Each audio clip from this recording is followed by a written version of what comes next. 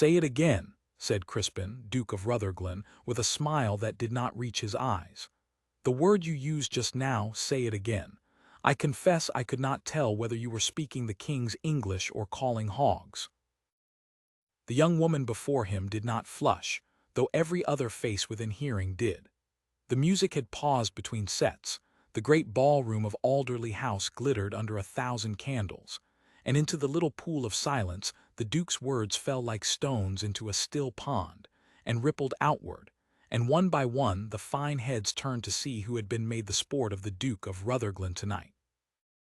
Her name was Miss Ferris. She had been introduced to him not 5 minutes before by their hostess, who had meant it kindly and understood nothing of the man she was dealing with, and Miss Ferris had answered his idle question about her journey to town in a voice that carried the broad, unhurried music of the northern dales, the flattened vowels, the round, warm consonants, the burr that no drawing master had ever been paid to file away. She had said the roads over the tops had been claggy with the autumn rain, and that the coach had gotten mired near Kirkby, and she had said it without the smallest self-consciousness, as one states a fact. And Crispin, who was bored and in debt, and in a mood to be cruel to something small so that he need not think about the large things that were crushing him, had seized upon the word and held it up to the room like a specimen on a pin. "Claggy," he repeated now, savoring it, and a few of the gentlemen laughed, the eager laugh of men who wished to be thought to share a duke's amusements. "How very expressive, and gotten, and the tops.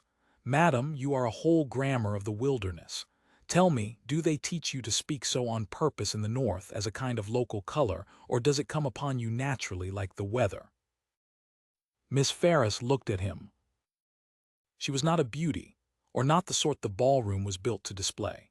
She was of no more than middling height, brown-haired, plainly though decently dressed in a gown of good gray silk that had clearly been chosen for wear and not for conquest.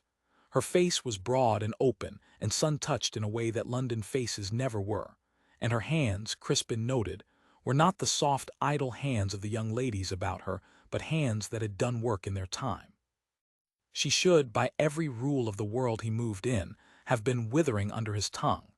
24 people were watching to see her wither. She did not wither.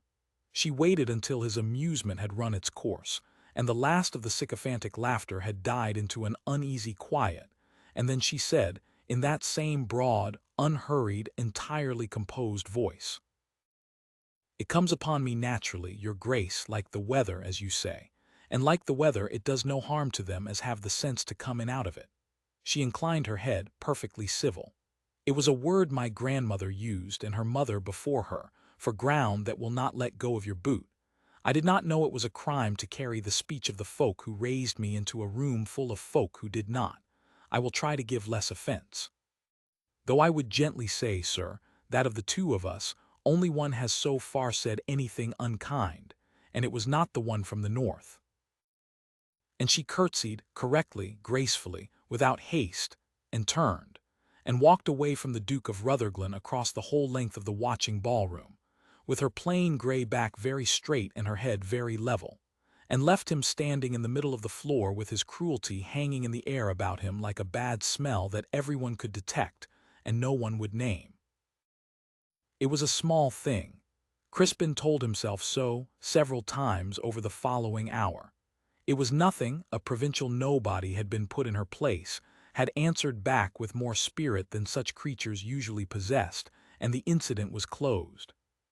He danced with Miss Lavinia Prescott, who had £30,000 and a laugh like breaking glass, and he was charming to her because he had to be, because Miss Prescott's £30,000 were, at present, the only thing standing between the Duke of Rutherglen and a ruin so complete that he had not yet allowed himself to look at it directly. He drank the Alderleys' good wine. He accepted the deference of men who wanted his notice and women who wanted his name. And through the whole of it, at the back of his mind, quiet and persistent as a splinter under the skin, sat the memory of a plain gray figure walking away from him with her head level, and the words she had left behind. Of the two of us, only one has so far said anything unkind. He was not accustomed to being in the wrong. He was still less accustomed to knowing it. The Duke of Rutherglen was 32 years old, and he had been a duke since he was 23, when his father, the 8th Duke, a man of enormous charm and no restraint whatsoever, had died at a card table in the small hours with a glass in his hand and a smile on his face, leaving his son a great name, 3 great houses, an ancient title that opened every door in the kingdom, and debts so vast and so cunningly hidden that it had taken Crispin 9 years merely to learn their true extent. The charm his father had spent, along with everything else. What he had left his son was the pride, the deep, bone-bred conviction that a vein of Rutherglen stood above the common run of men by right of blood, and owed the world nothing, and might do and say as he pleased, and Crispin had worn that pride like armor through 9 years of quietly staving off catastrophe, because it was the one inheritance the creditors could not seize. But armor is heavy, and a man who wears it long grows hard beneath it, and Crispin had grown very hard indeed. He had learned to despise the world before it could despise him. He despised the new men of the city with their banks and their ledgers and their fortunes made in trade, even as those same men's money kept his roofs on. He despised the mothers who paraded their daughters before him and the daughters who simpered, even as he courted the richest of them out of naked need. And he despised, above all, anything that reminded him of smallness, of poverty, of the humble and the provincial and the plain, because such things reminded him, obscurely, of how near he himself stood to the abyss, and how little his great name would be worth on the day the last creditor lost patience. That day, though he did not yet know it, was nearer than he thought, and its herald had just walked away from him across a ballroom in a gown of good gray silk. He learned her full history from no one, because no one at Alderley House knew it. Miss Ferris was a guest of the Hartwells, a respectable, unfashionable family of Bloomsbury. She was said to be an orphan, lately come from the north to be brought out under Mrs. Hartwell's wing. She was a nobody and would remain a nobody, and society had already, by the end of that evening, forgotten her, as society forgets everything that does not glitter. Crispin himself would have forgotten her within a week. He had insulted 100 nobodies and remembered none of them. Had not a letter arrived at Rutherglen House 3 days later that changed the whole shape of his life? It came from his man of business, Mr. Threlkeld, a dry, anxious solicitor who had inherited the management of the ducal ruin from his father before him, and who wrote to the Duke only when the news was bad, which was often. Crispin broke the seal over his solitary breakfast. In the great cold dining-room of a house he could no longer afford to heat properly, and read it, and felt the floor of his careful world tilt beneath him. "Your Grace," it read, "I am sorry to be the bearer of grave intelligence, but you must be apprised of it at once. The bulk of the Rutherglen mortgages, together with the bonds outstanding since the late Duke's time, have this month passed into a single hand. The various creditors, growing uneasy, have sold their several interests, and the whole, some £90,000, secured upon the London house, the Yorkshire estate, and the very furniture of both, is now held entire by the banking house of Ferris and Coulthard, and by its principal, Mr. Silas Ferris, in person. I need not tell your Grace what this signifies. So long as your debts were scattered among a dozen holders, no one of them dared move against a duke for fear of the others. Now they are gathered in one grip, and that grip belongs to a man famous through the whole city for exacting every farthing he is owed, and for caring not one jot whose blood is whose. Mr. Ferris requests, the word is a courtesy, it is a summons, that your Grace wait upon him at his house in the city on Thursday next, to discuss the terms upon which he is prepared to continue his forbearance. I beg you not to disregard it. This man can ruin you with a single word, and by every account I can gather, he is precisely the sort of man who would." Crispin set down the letter.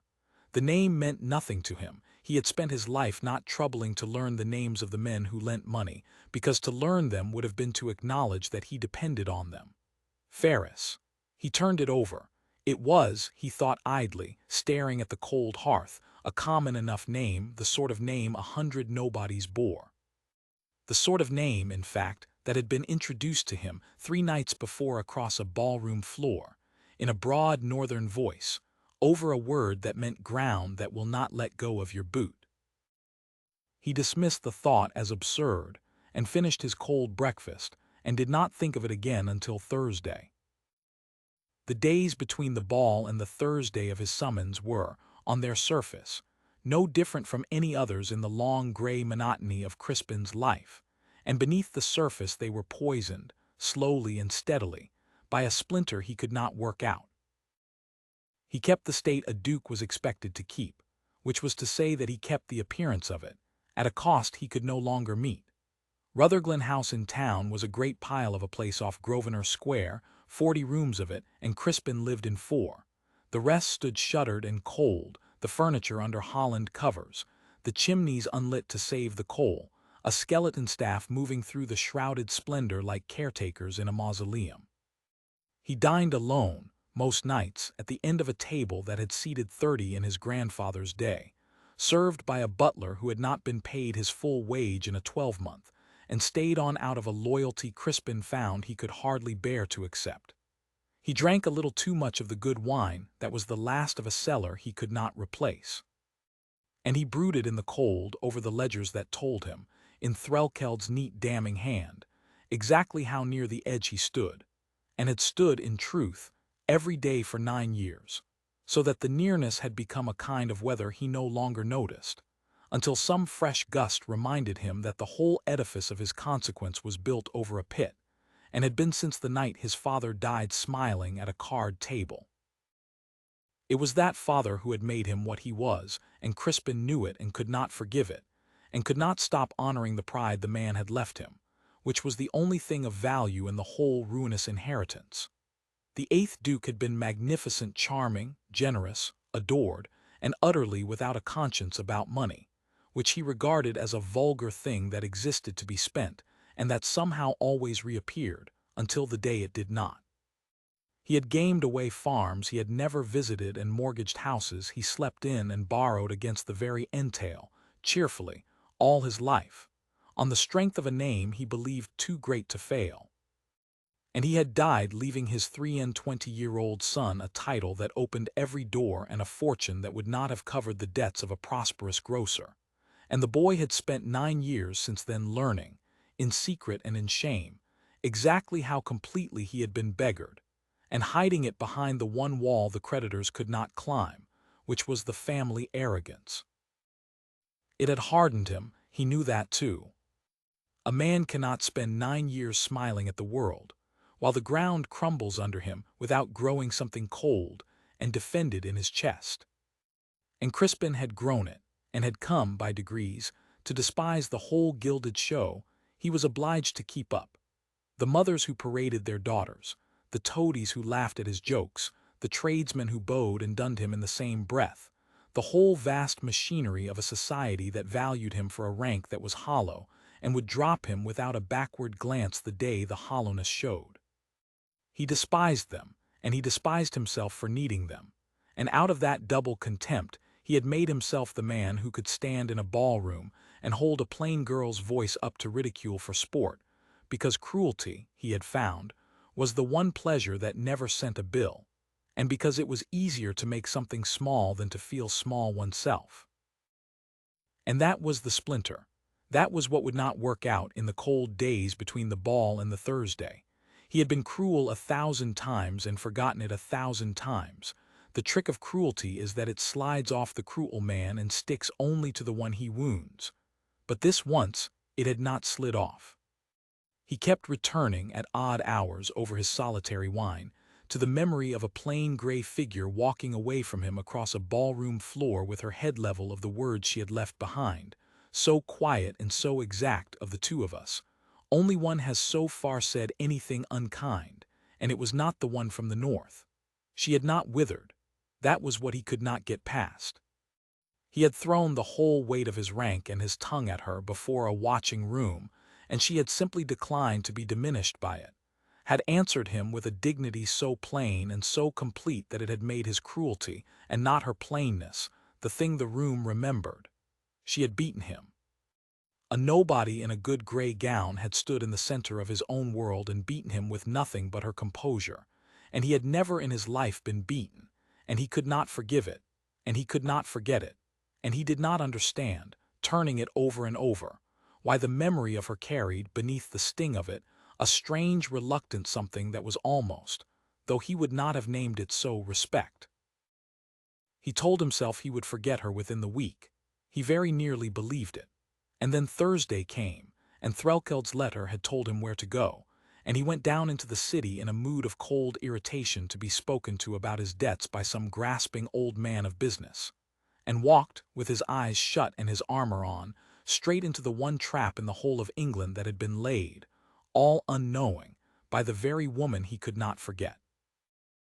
The house of Ferris and Coulthard stood in a narrow street off Lombard Street, and it was not at all what Crispin had expected. He had pictured, vaguely, some gaudy new palace of trade, all fresh gilding and vulgar display. Instead he found a plain, sober, immensely solid building of gray stone, old and clean and quiet, with a brass plate worn smooth by a century of polishing and clerks who move through its paneled rooms with the hushed gravity of men who handle other people's fortunes for a living. It smelled of ink and beeswax and money, not the perfume of money spent, which Crispin knew intimately, but the drier, colder scent of money kept, which was a thing outside his whole experience.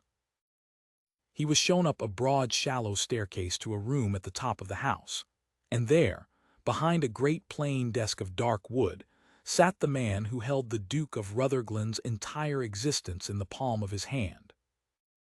Silas Ferris was old 70 perhaps or more, but there was nothing soft in the age of him.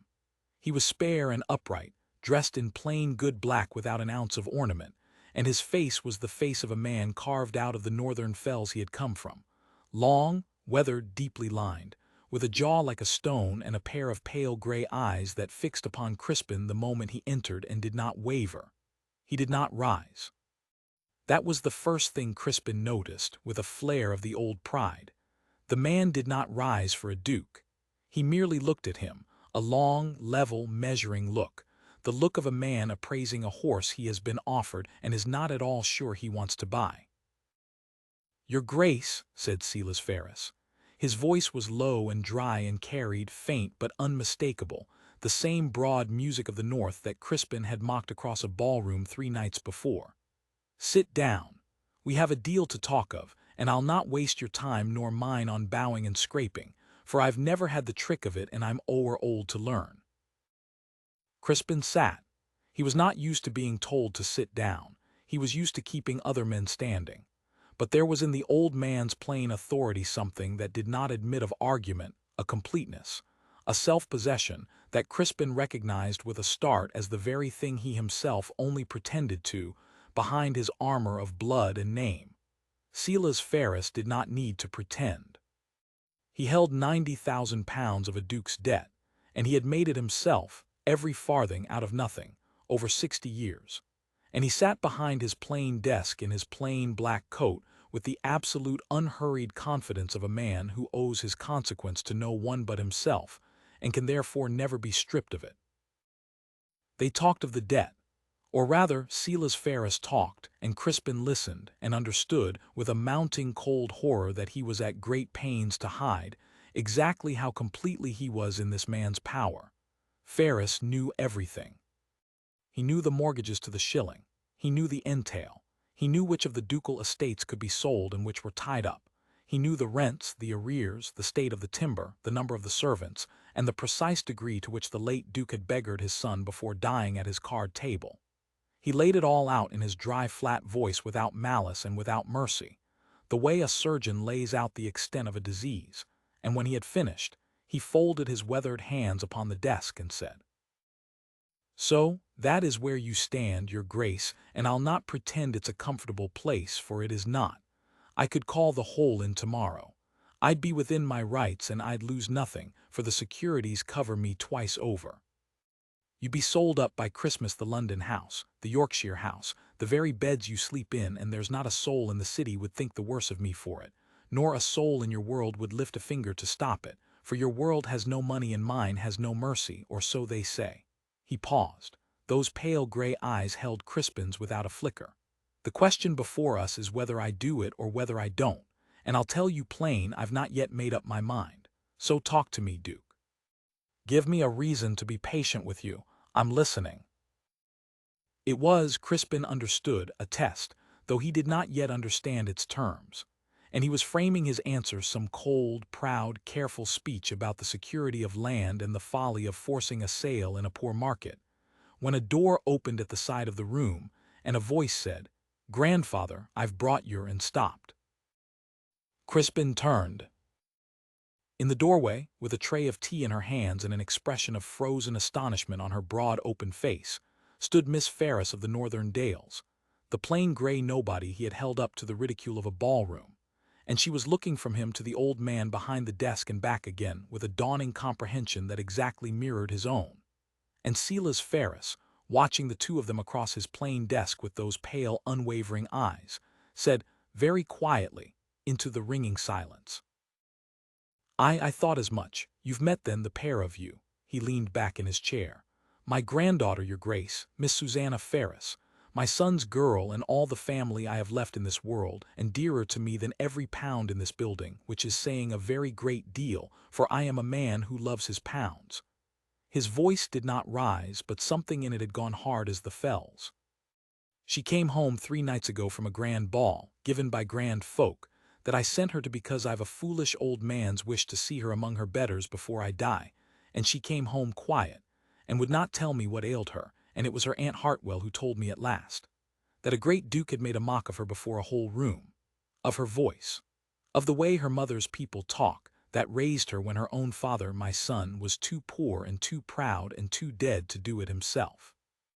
That a duke had stood up in his glory and called my Susanna's speech the calling of hogs, and set a room to laughing at her, for sport, because it cost him nothing." He let the silence stretch. "And then 3 days after, that same duke walks into my counting-house, hat in hand, to beg my patience over 90,000 pounds. You'll grant, your grace, that it is a rare situation. I have been 60 years in this trade, and I have never known its like." Crispin sat very still. He was aware of the blood leaving his face. He was aware of the plain gray figure in the doorway, motionless, the tea-tray still in her hands. He was aware, above all, of the yawning completeness of the trap he had walked into with his eyes shut, that the man who could ruin him with a word was the grandfather of the woman he had chosen, out of all the women in London, to be cruel to for the pleasure of it. Of all the small acts of casual malice with which he had padded the emptiness of his life, he had contrived to commit the one that could destroy him. "Sir," he began, and found his mouth dry, "I did not know." "No," said Silas Ferris. "You did not know. That is rather the whole of it, is it not? You did not know who she was, and so you thought it safe to be cruel to her. That is the way of your kind, your grace, and I have watched it the whole of my long life. You are gentle to those who can hurt you and hard to those who cannot, and you call the difference breeding. My granddaughter could not hurt you, a plain girl from the Dales, a nobody, a guest of nobody Hartwell's, and so you trod on her, for sport, before a room, and thought no more of it than you'd think of scraping mud from your boot. And now you find that the nobody's grandfather holds your whole life in his fist, and I dare say you are sitting there this minute recalculating. Are you not wondering how much your rudeness is like to cost you, and whether a pretty apology might buy it back? I can read it in your face. I have read 1,000 faces across this desk, and yours is not so fine as you think it." Every word was true, and each one landed in Crispin like a blow, the more terrible for being delivered without heat, in that dry, flat northern voice, by a man who plainly held him in a contempt so settled, and so complete that it did not even trouble to raise itself. And the worst of it, the thing that burned hottest through the cold horror, was that Crispin could not, for the life of him, summon the old armor. He could not draw himself up and say a vein of Rutherglen answers to no tradesman, because the tradesman held his roofs and his beds and his name's whole future, and because, in some newly waking corner of himself, he knew that the tradesman was right. It was Susanna who broke it.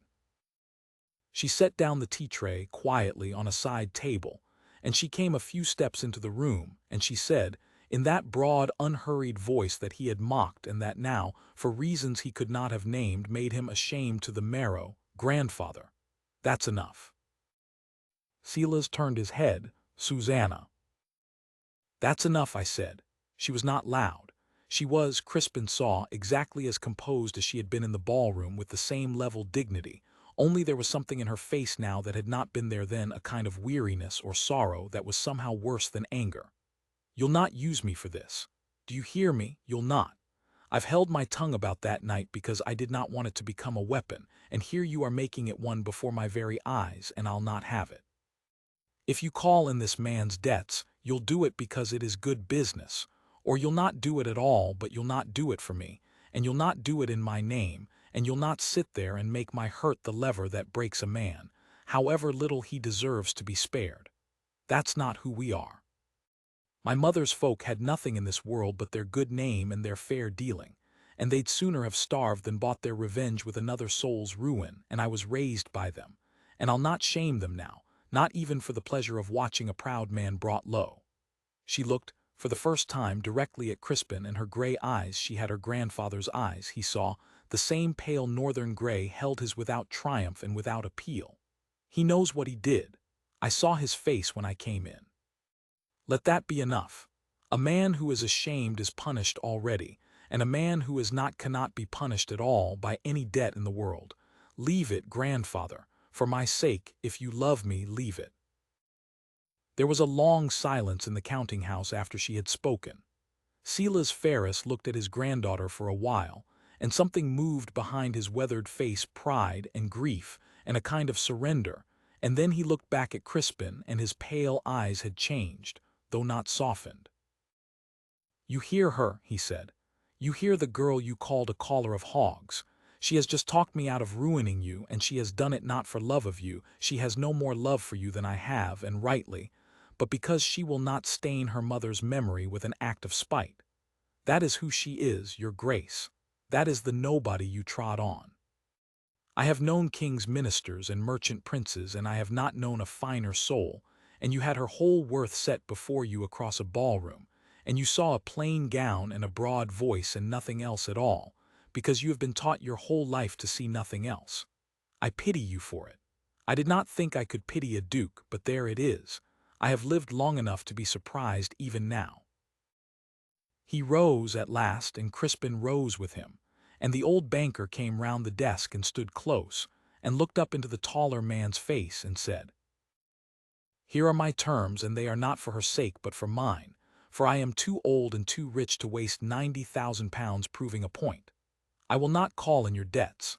I will hold them as they stand, and I will give you 3 years, Duke, no more, to put your house in order and begin to pay them down, and I will send you a man of mine, a good land steward, to show you how, for it is plain you've not the first notion.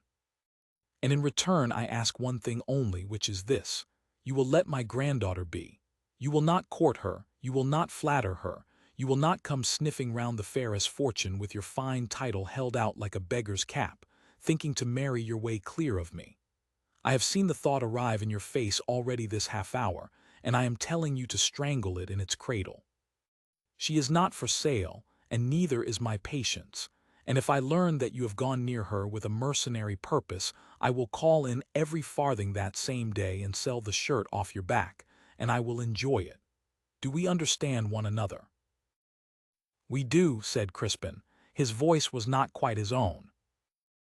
"Then good day to you. Threlkeld has the papers." And Silas Ferris turned his back on the Duke of Rutherglen, which no man had done in 9 years, and returned to his desk. And Crispin, dismissed like a tradesman, walked out of the counting-house and down the broad shallow stairs and into the grey noise of Lombard Street, and stood a moment on the pavement among the hurrying clerks, and found that his hands were unsteady. He had been spared. That was the fact he kept returning to over the following days, turning it in his mind like a coin he could not spend. He had been spared ruin, his roofs, his beds, his name, and he had been spared not by any cleverness of his own, not by his rank or his charm or his careful management, but by the plain mercy of a girl he had wronged, who had stood in a doorway with a tea-tray and refused to let herself be made his executioner. He owed his whole future to Susanna Ferris. And he had earned nothing from her but the right, granted grudgingly by her grandfather, to leave her alone. He told himself he was glad of the bargain. 3 years' grace, a steward to mend his estates, and all it cost him was the trouble of staying away from a provincial nobody he had no wish to see again. It was, by any reckoning, a triumph, a deliverance beyond his hopes. He should have gone home and drunk to his luck. Instead, he found that he could not stop thinking about her. It was not, at first, what a poet would have called love, and Crispin would have been insulted to have it named so. It was something more uncomfortable and less flattering. It was the slow, itching, inescapable awareness of having been seen through. All his life Crispin had been looked at, admired, feared, courted, envied, but no one had ever looked at him the way Susanna Ferris had looked at him across her grandfather's counting-house, with those level gray eyes that held no fear and no wish to please, and had plainly found him small. "A man who is ashamed is punished already," she had said, as though she were speaking of a stranger or a child or a thing scarcely worth the trouble of despising. And she had refused to punish him, had, in fact, saved him, not because she thought him worth saving, but because she thought too well of herself to stoop to his level. That was the splinter. She had held him in her hand, and she had let him go, not out of kindness but out of a self-respect so complete that his ruin was simply beneath her. And Crispin, who had spent his life looking down on the whole world, discovered that he could not bear to be looked down upon in turn by a plain girl from the Dales, and worse, that he could not honestly say she was wrong to do it. He would have wrestled with this in private, and perhaps mastered it and let the whole matter fade, had the world not thrown them together again within the fortnight.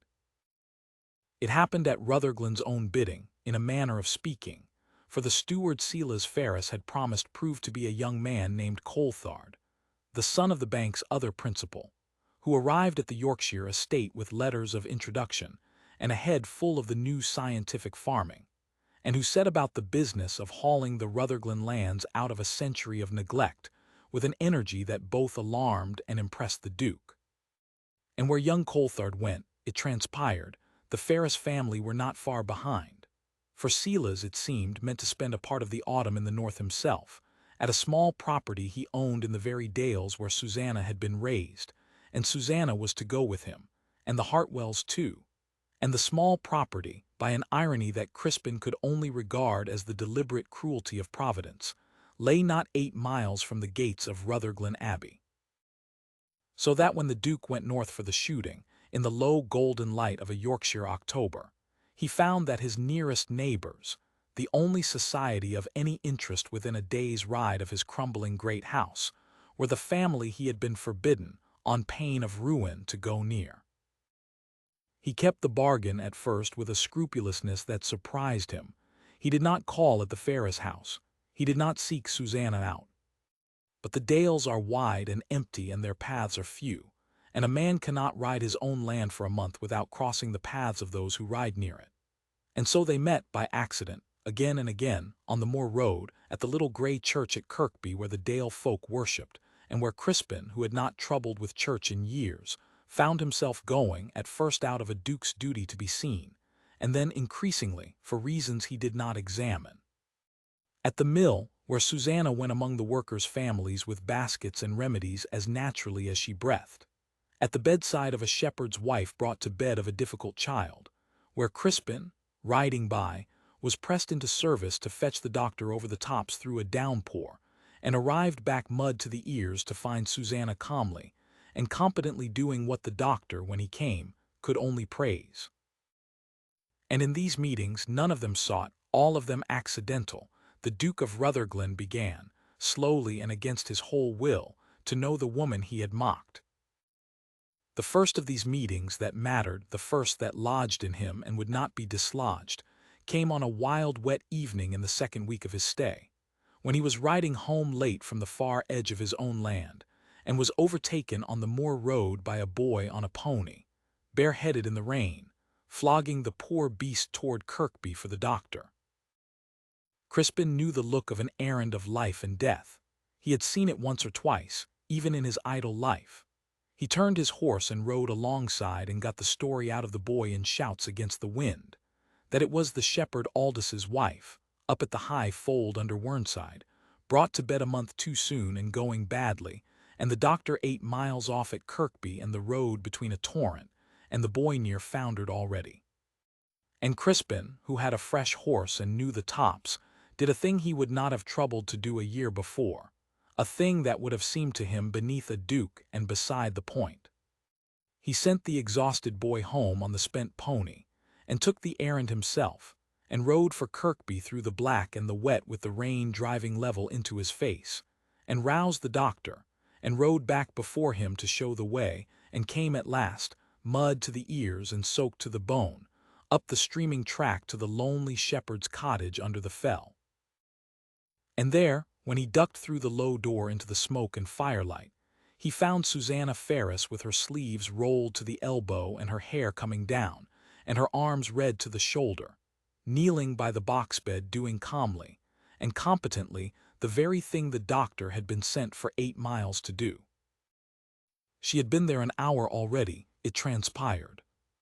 She had been at the mill when the word came down, and had walked up the fell in the rain without waiting for anyone, because she had helped at such births a score of times among her mother's people, and knew that an hour lost was often a life lost.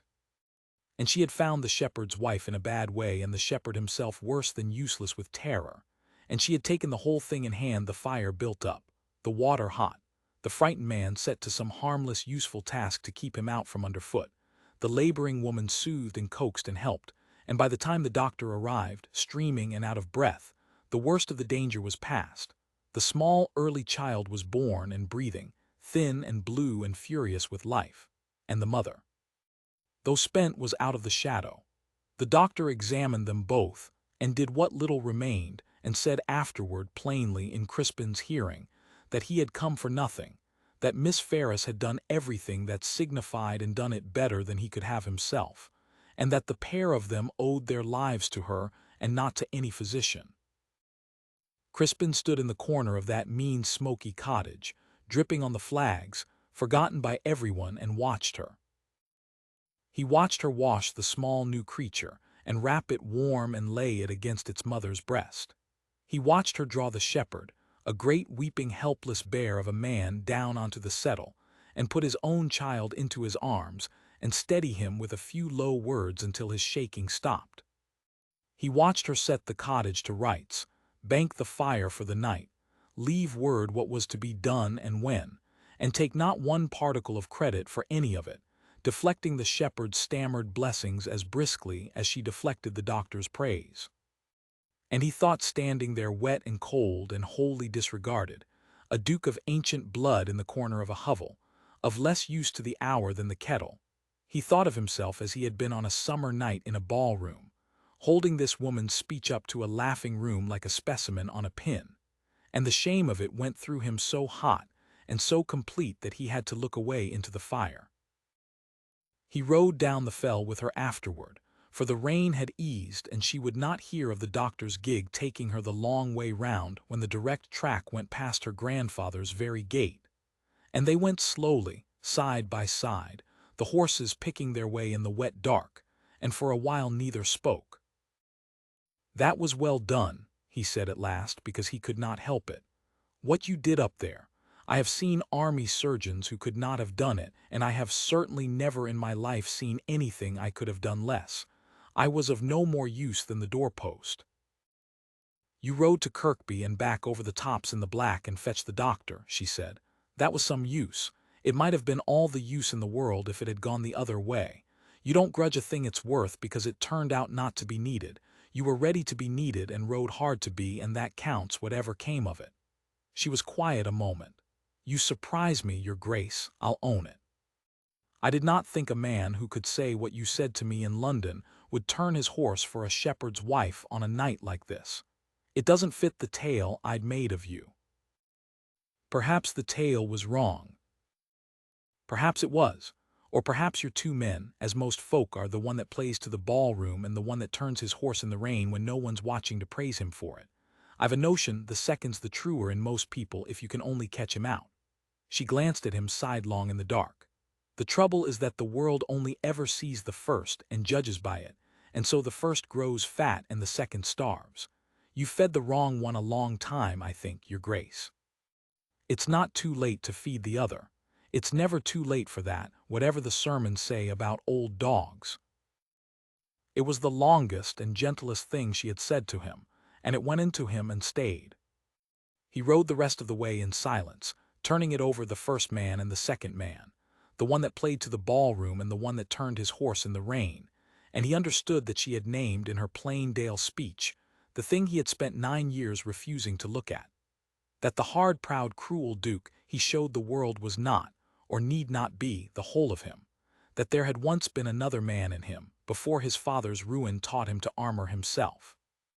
And that this woman, alone of all the people he had ever met, seemed to look straight past the armor to the starved thing behind it, and to speak to that, and to expect it to answer. They came to the gate of the small gray Ferris house, and she checked her horse. "Thank you for the ride down," she said, "and for the ride to Kirkby that mightn't have mattered and might have mattered more than anything. Good night, your grace." "Susanna," he said and stopped, for he had used her Christian name and had no right to, and did not know how to go on.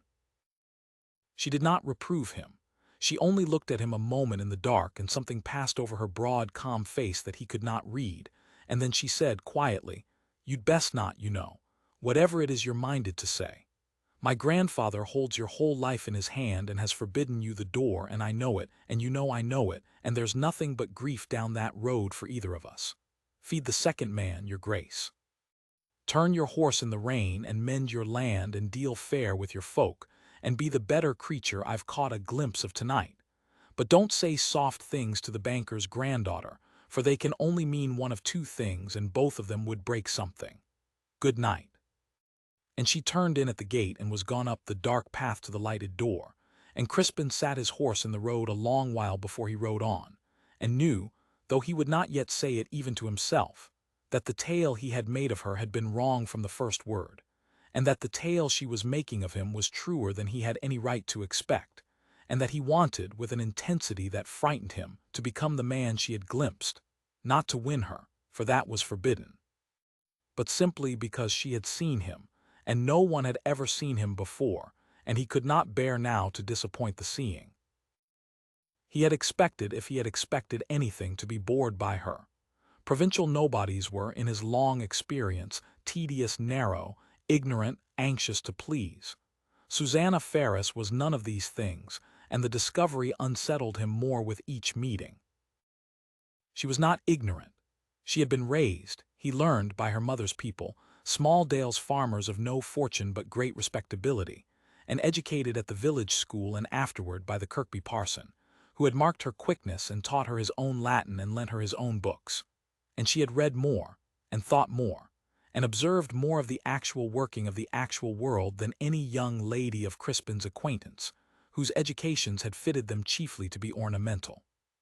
She could talk of the management of land because she had grown up on it, of the diseases of sheep and the setting of bones and the tempers of the weather, of the poor, whom she knew not as a charitable abstraction but as neighbors with names and histories. And she could talk of these things in that broad, unhurried voice, with a dry wit that took Crispin unawares again and again, so that he found himself, to his own astonishment, laughing aloud on a moor road with a woman he had come north resolved to avoid.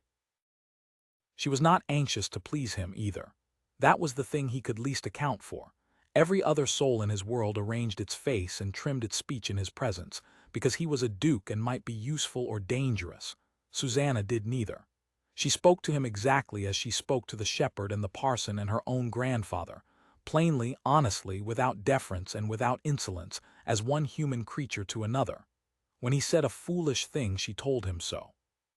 When he said a clever thing, she granted it, and no more.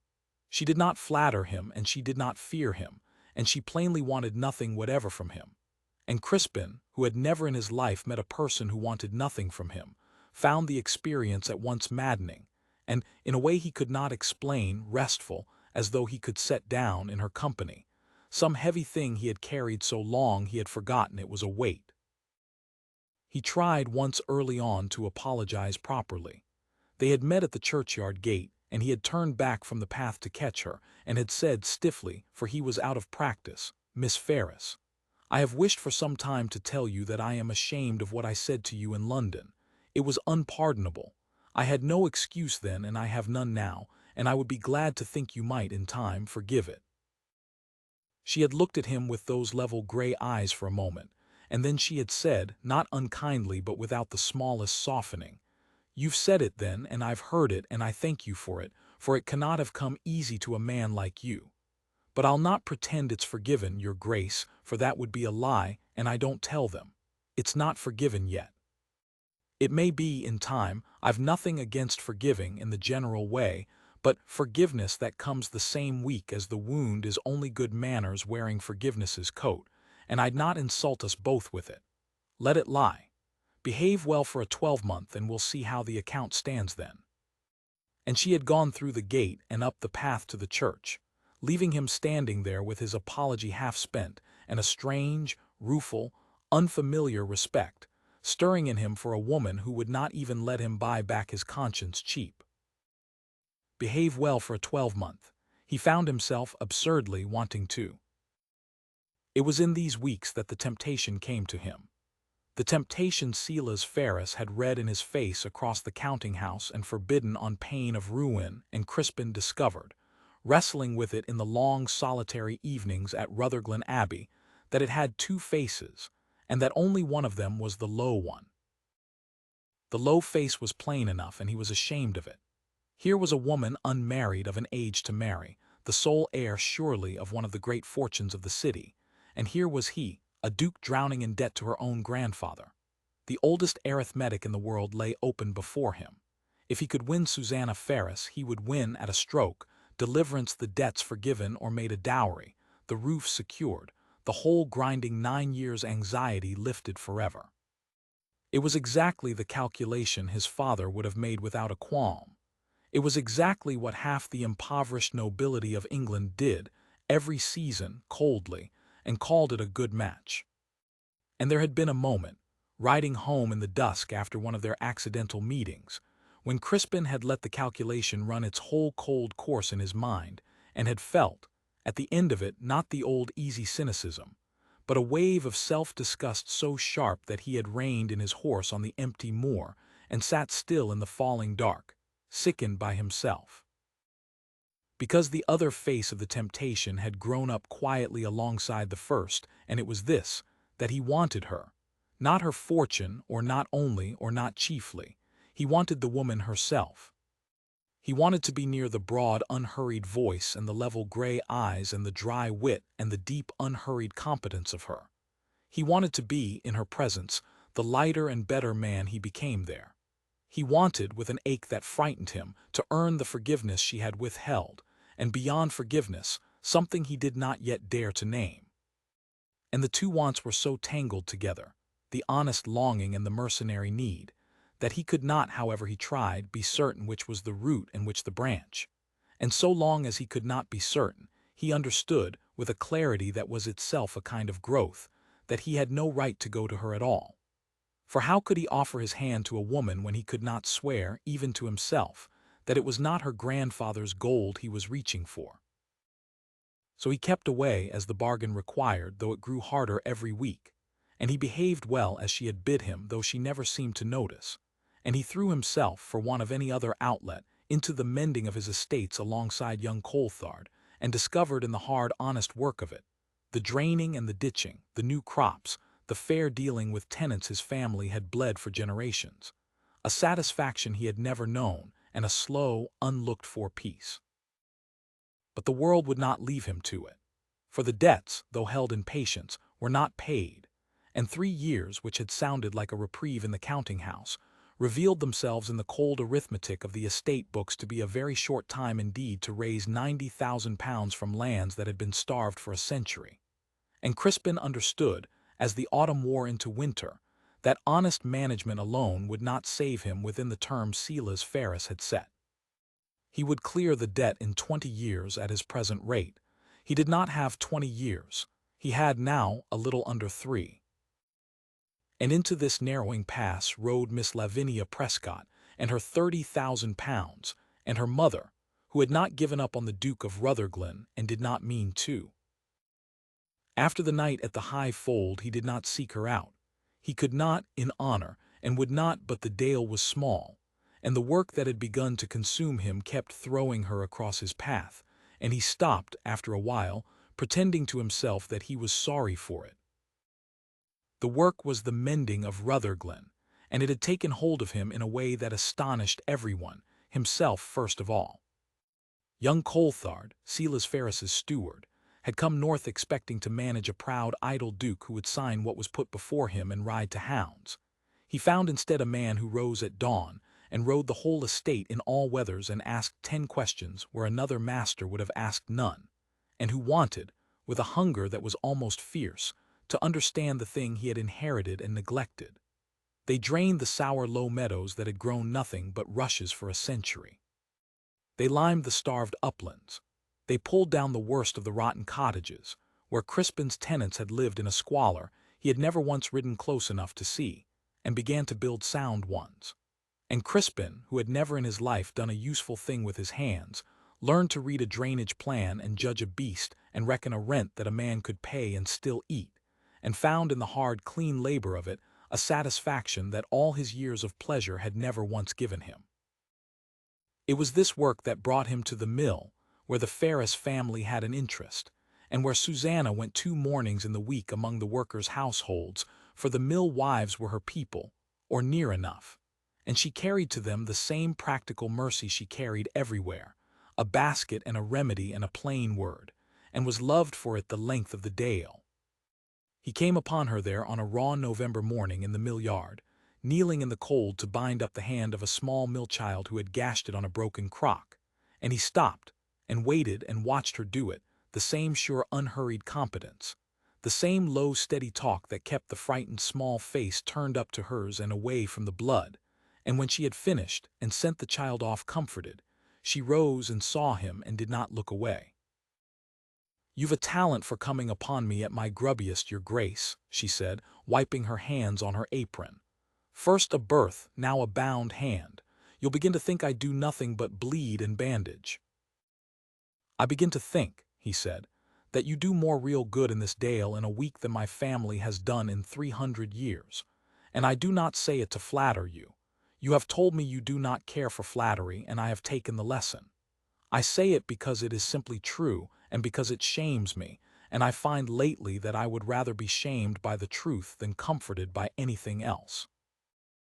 She looked at him a moment, and then, unexpectedly, she smiled, the broad, warm Dale smile that transformed her plain face into something he could not stop looking at, and said, "That's the second man talking. I told you he was in there. Come and walk, then, if you're bound to shame yourself. You may as well do it out of the wind."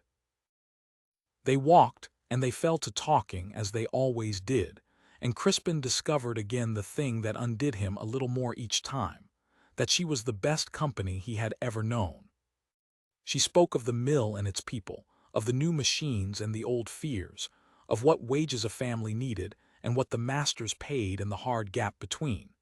And when he said something clever and cynical about the impossibility of it all, she did not laugh admiringly as the ballroom would have done, but answered him back, plainly, with a fact that dismantled his cleverness, and he found that he liked being dismantled by her better than being admired by anyone else.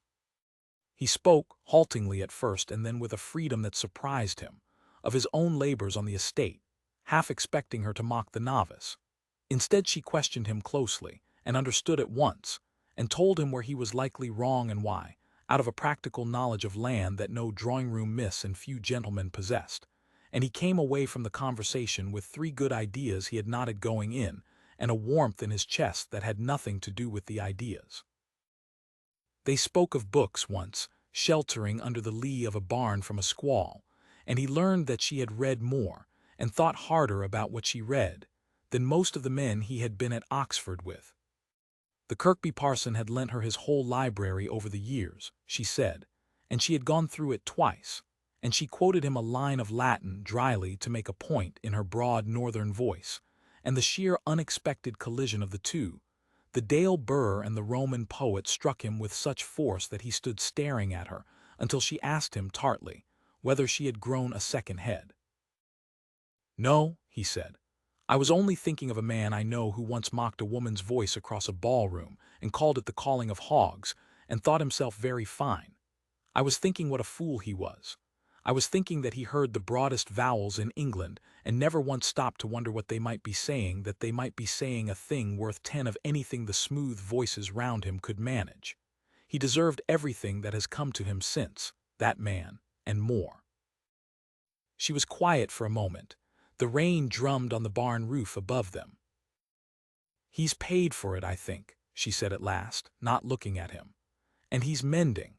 A woman would be hard indeed to hold a summer's foolishness against a man who turns his horse in the rain and limes his uplands and lets a mill-child bleed on his good coat without a word of complaint. I'll not hold it anyway. I said in the churchyard it wasn't forgiven, and it wasn't then. But I find, standing under this barn, that somewhere between the high fold and here it has come to be, without my quite noticing, the way frost goes off a window when you're not looking at it. So there. It's forgiven, your grace. You may stop flogging the fellow now. He's mended enough, and it's growing tiresome to watch."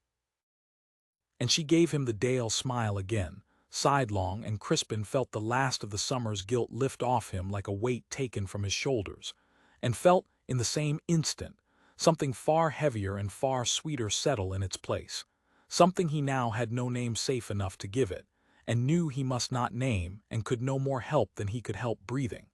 She had forgiven him. And in forgiving him she had, without meaning to, made it 1,000 times harder to keep away. For a man may bear to be justly hated, but there is no defense in the world against being gently, unexpectedly, undeservedly forgiven by the one person he has begun, against every prohibition and every scrap of his own sense, to love. He rode home through the wet dusk that evening in a turmoil he could not master, and it was that night, staring into his own cold hearth at Rutherglen, that he first let the low temptation and the high longing run their whole tangled course together in his mind, and first felt the self-disgust of it, and first understood the trap he was in, that he could not go to her, because he could not swear it was not her grandfather's gold he reached for, and that he could not stay away because she had crept, forgiven smile by forgiven smile, into the very center of him, and that between these two impossibilities there was no road at all that did not lead to grief, exactly as she had warned him, at her grandfather's gate in the dark, when she had been wiser than he and had told him so plainly, and he had not listened. As the autumn hardened toward winter, two things grew together in the dale, and Crispin was too close to the one to see how plainly it was fostering the other. The first was the slow, deep, unlooked-for bond between himself and Susanna Ferris, which neither of them any longer pretended in private was nothing, though neither of them dared, in the teeth of the forbidding debt, to call it what it was. They did not seek each other out. They did not need to. The dale was small and its charities were many, and a man who had begun to care for his people and a woman who had cared for them all her life were forever finding themselves at the same bedsides, the same doors, the same graveside on the day they buried old Nan Braithwaite, who had spun wool at the mill for 60 years. They fell into a way of working side by side that asked no words. She would glance at him across a sick room, and he would know what was wanted. He would arrive at a struggling cottage with a cartload of coal an hour after she had arrived with her basket, as though they had arranged it, though they never had.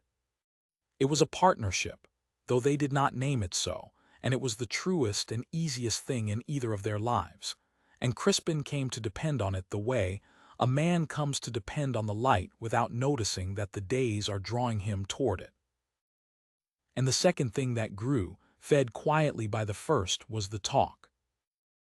For the dale had eyes and the dale had a tongue, and it did not take the shrewd folk of Kirkby and the mill long to observe that the Duke of Rutherglen, who had never in 9 years troubled himself over a sick shepherd or a cold cottage, was suddenly to be found wherever young Miss Ferris went. And being country folk, and romantic under their hard sense, they drew the conclusion romance always draws, and drew it aloud. It was said in the market and murmured in the church porch that there was something between the great Duke up at the Abbey and the banker's granddaughter down at the grey house, that a plain lass from the Dales had caught what all the painted misses of London could not, that it would be a grand match, or a scandalous one, or both. The talk was kindly in the main, for the Dale loved Susanna and had begun, that strange winter, almost to love its changed duke. But talk is talk, and it spread, and it reached, as all talk in that country reached, the sharp ears of old Silas Ferris, who heard it and frowned and began to watch, and stored away each innocent report against the darker construction he would one day, catastrophically, put upon them all. Crispin knew none of this. He was aware, dimly, of glances in the church, of a warmth in the way the tenants greeted him when Susanna was by, but he read it only as the general thaw of the Dale toward a mending master, and thought no further. For a man in love is the last to know that the world has noticed, and Crispin was very much in love, and very much occupied besides, for the arithmetic of his ruin was closing on him even as his heart opened. That was the bitter counterpoint to the winter's sweetness, and he faced it alone in the long evenings over the estate books. He had done with Coulthard more in one autumn than his family had done in a century. The drained meadows would bear next year. The new cottages were rising. The rents were fairer, and being fairer, were being paid where before they had gone to arrears. The estate was healing. But it was healing slowly, as land heals, in seasons and not in months, and the debt did not heal at all. The debt sat, £90,000 of it, in Silas Ferris's iron grip, growing its patient interest, indifferent to drained meadows and rising cottages. And when Crispin reckoned, as he made himself reckon, honestly by candlelight, how many years of even his best husbandry it would take to pay it down, the answer was always the same, and always a mockery of the 3 years he had been granted. 15 years, 20, a lifetime. He could not do it. Honest management, which had given him a new soul, could not give him the one thing that soul now needed, which was time. And there was no way to buy the time but the way he had forsworn a great marriage, a great fortune, laid down at a stroke to clear the debt, and the only great fortune within his reach that he could bear to touch was the one he was forbidden, on pain of dishonor, to reach for at all. So the winter closed in on the Duke of Rutherglen with a strange doubleness. The days full of a quiet happiness he had never known, working the land and meeting Susanna at the Dale's thousand small mercies. The nights full of a slow, cold certainty that it could not last, that the debt would have him in the end, that all this late-won sweetness was a thing he was building on ground that another man owned and could reclaim with a word. He did not know, that November, how right he was, nor from what near quarter the reclaiming would come. He knew only that he was happier than he had ever been and more surely doomed, and that the woman who was the whole cause of the first could do nothing to save him from the second, could only, all unknowing, by the innocent fact of being loved by him where the whole watching Dale could see it, hasten the very ruin that would try, before the winter was out, to tear the two of them apart for good. There was one evening, in the last week before the first hard frosts, that he carried with him ever after as the truest picture of what those months had made of him. They had been together at the cottage of a widow named Dinah Fell, whose roof had come down in the autumn gales and whose small hoard had run out. Susanna had come with food, and Crispin, that same hour, with the promise of the roof mended at his own charge and a load of timber already on the road, and between them they had put the frightened old woman's world back together in an afternoon. And afterward, in the blue dusk, they had walked down the lane together toward the parting of their ways, unhurried, in the companionable silence that had become the sweetest thing Crispin knew. And the first stars had come out over the black shoulder of the fell, and the frost was in the air, and somewhere a late robin was singing its small, brave winter song.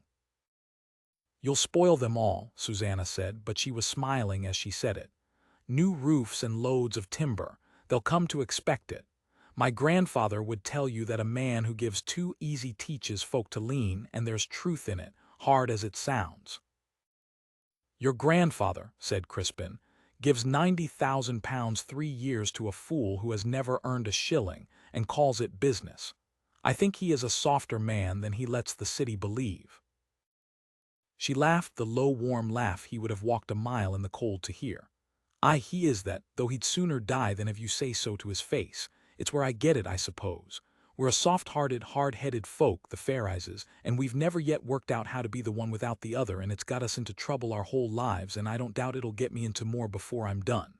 She glanced at him sidelong in the starlight. "You're changed, you know, since the summer. I don't say it to praise you. You've had praise enough off the parson and the tenants to turn a lesser head. I say it because it's a strange thing to watch, a grown man remake himself in a season, and I've never seen the like, and I find I can't quite look away from it." Crispin stopped in the lane. It was on his lips to say it then, the whole of it, the debt and the forbidding and the love that had grown up under both like grass through stone. To say, "Susanna, I cannot offer you a word of what my heart is full of, because your grandfather holds my life and my honor will not let me reach past his gold to you. But know that you have made me, that everything in me worth the name is your doing, that I would give the whole ruin of Rutherglen to be a free poor man who might court you honestly on a starlit lane." It was all there, crowding up behind his teeth. And he looked at her, and she looked back at him, and for a moment the frost and the robin and the whole quiet dale seemed to hold still and wait. And then he did not say it, because to say it was to lay upon her the very weight he had no right to lay, to make her carry the burden of a love that could go nowhere, that the wall of the debt would only crush, and because he loved her too well now to hand her that grief for the selfish relief of speaking. So he closed his mouth on the whole of it, and he said instead, quietly, "You are cold. Let me see you to your gate." And he saw the understanding of what he had not said pass across her face. She missed nothing. That was the joy and the torment of her, and saw her accept it, and be grateful for it, and be, beneath the gratitude, as sorry as he was. "Aye," she said softly. "See me to the gate, then. It's as far as either of us can go, I think, and we both know it, and there's no sense pretending otherwise on a cold night." And they walked the last of the lane in a silence fuller than any speaking, and he left her at the grey house gate as he had left her once before, and rode home under the hard, bright winter stars with his heart at once fuller and heavier than he had ever known it, a happy man walking knowingly toward grief, because the happiness was true and present and hers, and the grief was only certain, and a man will take a certain grief any day for a present joy, if the joy is great enough, and this one was. They came for the Christmas shooting, Mrs. Prescott and her daughter, and a party of fashionable London people whom Mrs. Prescott had gathered as one gathers an army before a siege. And they took a great house near Rutherglen for the season, and made it understood, by every art at a scheming mother's command, that the Duke of Rutherglen was expected to bring the long-hinted matter to its conclusion, and that Miss Lavinia's £30,000 stood ready to be laid upon the altar of his ancient name. Crispin received them because he could not decently refuse. He was their nearest great neighbor, his title required it, and though it shamed him to own it even in the privacy of his own mind, £30,000 was £30,000, and it would not, by itself, clear his debts, but it would buy him time, and time was the one commodity Silas Ferris had rationed him. So he dined at the Prescotts' hired house, and he shot their coverts, and he was civil to Lavinia, who was handsome and shallow and entirely willing, and who laughed her breaking-glass laugh at everything he said and understood not one word in 10 of it. And the whole country, watching, concluded that the match was as good as made, and said so, and the saying of it reached, as such things always do, the small grey house 8 miles off where the Ferrises kept their quiet Christmas. Crispin knew that it had reached them, because Susanna stopped meeting him. The accidental encounters, which had become the secret sustenance of his winter, simply ceased. She was not at the church, or she was there and gone before he could reach her. She was not on the moor roads. When their two families were thrown together, unavoidably, at the Kirkby Assembly, the great social event of the Dale's year, a modest country dance in the market hall to which gentle and simple came alike, she was cool and correct and unreachable, and she did not once, in the whole long evening, meet his eye, though he watched her across the crowded floor with a hunger that half the room remarked and Lavinia Prescott, mercifully, did not. It was at that assembly, though, that the false dawn came, the one bright hour before the dark, and it came, as such things do, by accident and against both their wills. The night had turned bitter, and a farmer's child, one of the Mill family's Susanna went among, was found to be missing when the families gathered their broods to go home, had wandered out, it seemed, into the snow that had begun to fall thick and silent over the dale while the dancing went on within. There was an outcry and lanterns and men going out in parties, and Crispin, who knew the ground about Rutherglen better than any man there, took charge of the search over the tops because it was his land and his duty and because, for once, being a duke was of some earthly use. And Susanna, who knew the child and the family and would not be left behind, went with his party over the objections of everyone, and the two of them found themselves, an hour later, alone on the white moor in the falling snow, following a track that only she had thought to look for the track a frightened small creature would take, she said, making for the one light it knew, the byre where its father's sheep were folded. They found the child there, half frozen and wholly alive, curled in the straw against the warm flank of a ewe, and Crispin carried the small limp bundle inside his own greatcoat down the treacherous fell, while Susanna went before with the lantern, and they got it home to a weeping mother and a roaring fire and the doctor, and the child lived and took no lasting harm. And in the doing of it, somewhere on the dark fell with the snow whirling in the lantern light, something passed between the Duke and the banker's granddaughter that neither of them had meant to allow. For she had forgotten, in the urgency of it, to be cool to him. She had spoken to him as she used to sharp, sure, working beside him as an equal, trusting him without a thought to know the ground and hold the child and do the thing that must be done, and he had answered in kind. And for an hour the whole tangle of debt and pride and fortune and mockery had fallen away, and there had been only two people doing a good and difficult thing together in the dark, and doing it well. And when it was over and the child safe, and they stood at last in the doorway of the Byre cottage with the snow easing and the gray dawn coming up over the white tops, Susanna had looked at him, really looked at him, for the first time since London, and something in her face had softened at last, the frost of weeks giving way, and she had said quietly, "You did well tonight, your grace.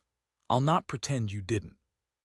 You carried that bairn down Whernside Fell in the dark and never once thought of your fine coat, and I'd not have believed it of you in the summer, and I'm glad to be proved wrong. There, that's a piece of the account settled, and gladly." "Susanna," he said her name without the miss, without meaning to, and she did not correct him. "Don't," she said, but gently. "Don't say it, whatever it is. The night's undone us both a little, and things get said on a fell at dawn that look foolish by daylight.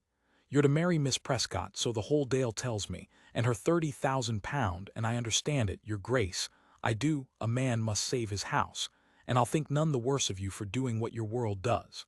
But you'll not stand in a doorway with me at dawn and say soft things you cannot mean and I cannot answer. I've too much respect for us both. Go home, get warm, and be good to her when you've wed her, for she's a poor silly creature and it's not her fault she was bred to be sold."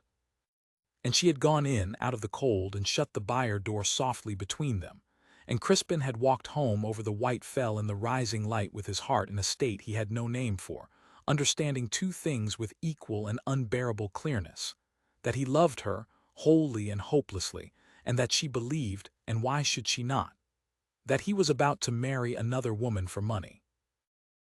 He resolved on that walk home to have done with the Prescotts. Whatever it cost him, however narrow the pass, he would not marry Lavinia.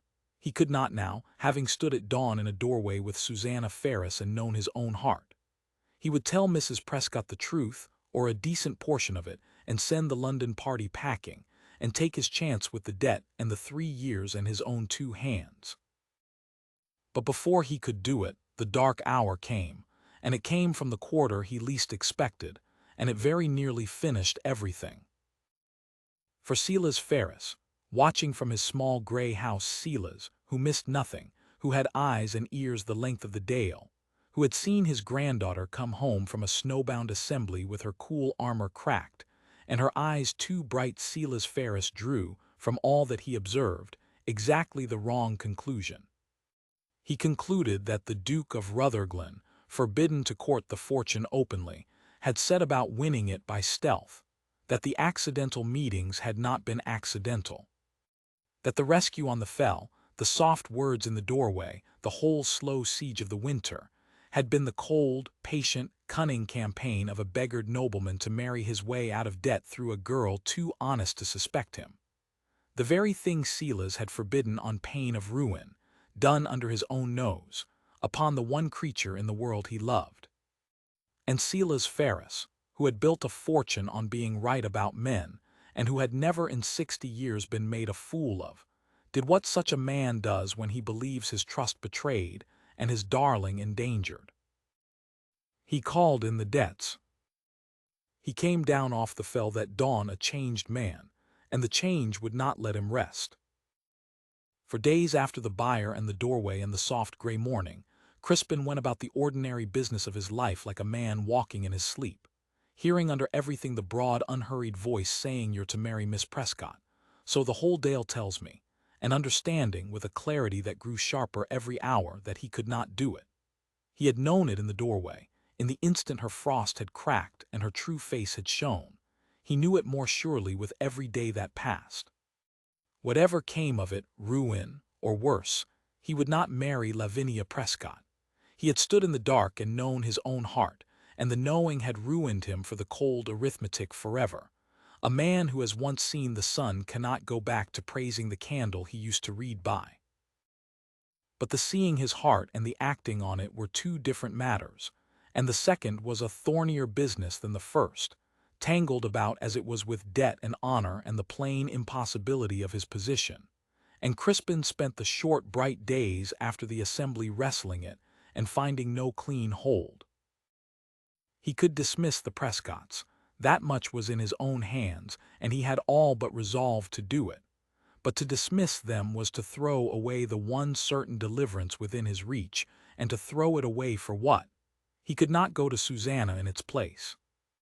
That road was barred twice over barred by her grandfather's plain prohibition, and barred, more absolutely still, by his own honor. For how could a beggared duke, drowning in a banker's debt, present himself to that banker's granddaughter, however he loved her, without becoming in the eyes of the whole world, and perhaps in the secret corner of her own heart, exactly the mercenary schemer old Ferris had warned him against? He would be dismissing a fortune he did not love only to reach for a fortune he did, and no protestation on earth could make that reaching look clean, least of all to a woman raised, as she had been, to see the truth of men. So he could not have her. He had understood that from the first. And yet he could not now marry the other. And so he stood, that cold, clear week, exactly between the two, with the Prescott's willing fortune on his one hand and Susanna's forbidden self on the other, and no road forward that did not lead to loss. He tried once to see her, in those days not to court her.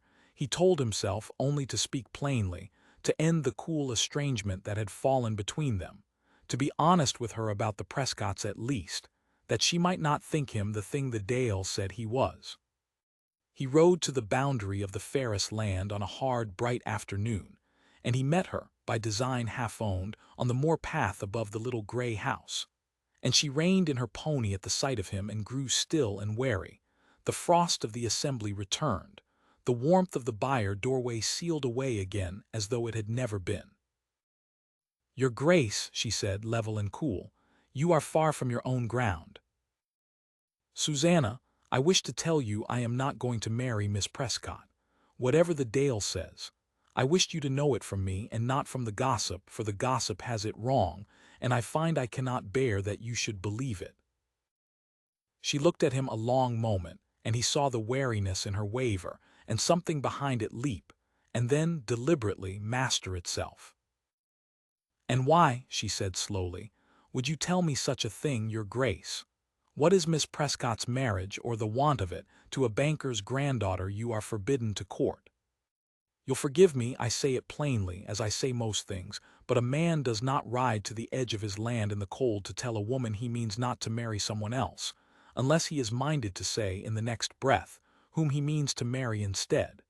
And you cannot say that to me, and you know you cannot, and so I cannot think why you have come, except to unsettle us both to no purpose. My grandfather has forbidden you the door. There is a great debt between your house and mine, and it stands like a wall between everything you might say and everything I might answer. And until that wall is gone, and it will not be gone, for such debts are never truly paid, there is nothing you can say to me on a more path that will do either of us the smallest good." Her voice was steady, but he heard beneath it the effort the steadiness cost. "Go home, your grace. Marry Miss Prescott or don't, as your conscience tells you, but leave me be. I'd begun to think well of you, up at the high fold and under the barn, and I'd sooner keep the good opinion whole than have it worn away by half things said on cold hillsides that neither of us is free to finish. Go home." And she turned her pony and rode down toward the gray house, straight-backed as ever. And Crispin sat his horse on the empty moor and watched her go, and knew that she was right, as she was always right, and that there was nothing to be done, nothing but to dismiss the Prescotts because he could not stomach them, and then to wait in his narrowing pass for the slow certain ruin that 3 years of honest management could not now outrun, and to love, in silence and at a distance, a woman. A wall of £90,000 stood forever between him and. He rode home in the early dark, and resolved that he would write to Mrs. Prescott on the morrow and make an end. And he went to his bed with that resolve, the first clean decision of a muddled winter, and slept on it, and woke to it still firm.